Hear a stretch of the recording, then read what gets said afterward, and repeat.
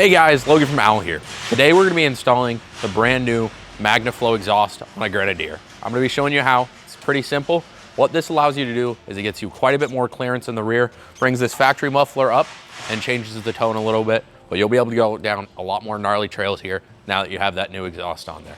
Let's get into it. Now our first step when we're going to do this exhaust, we're going to take the rear skid plate off. Now you can see this one already has the skid plate off, but you're going to have 6 bolts coming down each side, and you're gonna have some in the middle. You're just gonna get that skid plate taken fully off, and then we'll move up to the front and we'll disconnect it.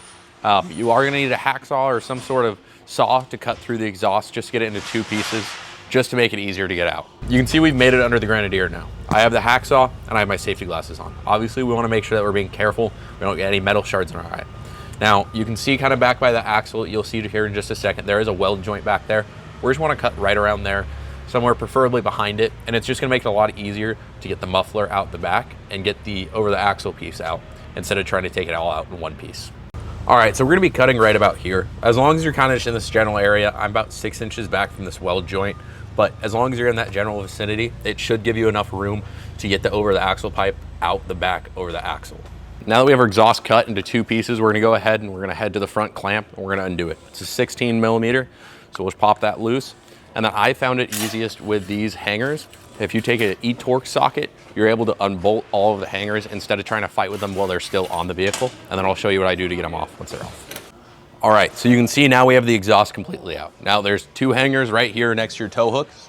Those are both gonna be E12 torque socket. There's gonna be one that's almost directly over the axle. That's gonna be an E12 as well.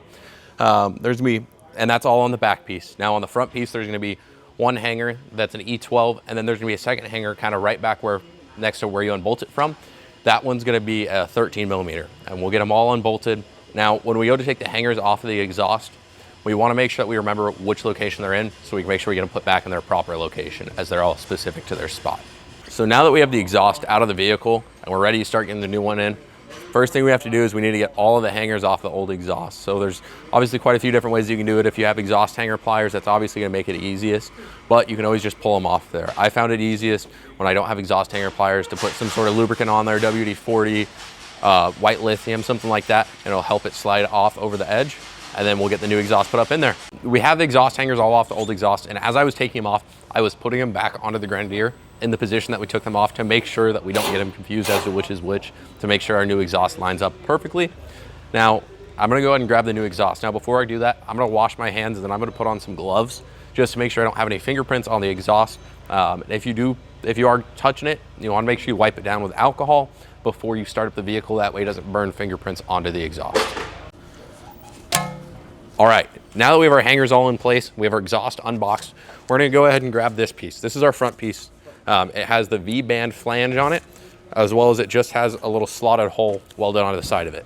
So this is gonna be our front piece. We're gonna go get it slotted in place, and we're gonna get the V-band clamp started. We're not gonna get it tight just yet. All right, next piece that we're gonna grab is our middle piece with our, I almost said intercooler. All right.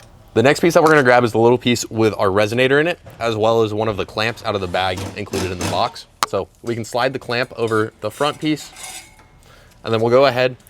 As we're getting this hooked onto the front piece, we also wanna make sure our hanger's lined up so we can get our hanger attached either before or after we get it onto the front piece, depending on what works best for you.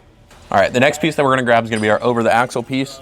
It's gonna be the piece just with no muffler or resonator in it. We're gonna slide it over the axle onto our tube, make sure we have a clamp in there, and then we're also going to go ahead and get the hanger hooked up.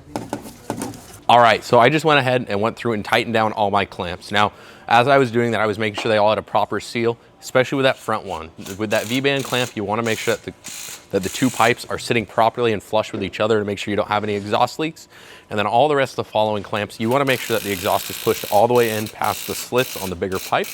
And then you wanna make sure that you're checking as you go down to make sure that the alignment's proper and that the exhaust isn't gonna rattle on any of the heat shield underneath. That's gonna finish everything up. If you wanna follow along and watch our next video on how to install the exhaust skid plate, we highly recommend it. Obviously cleans up this rear area and gives you a whole bunch of extra protection for your exhaust there. That'll be our next video.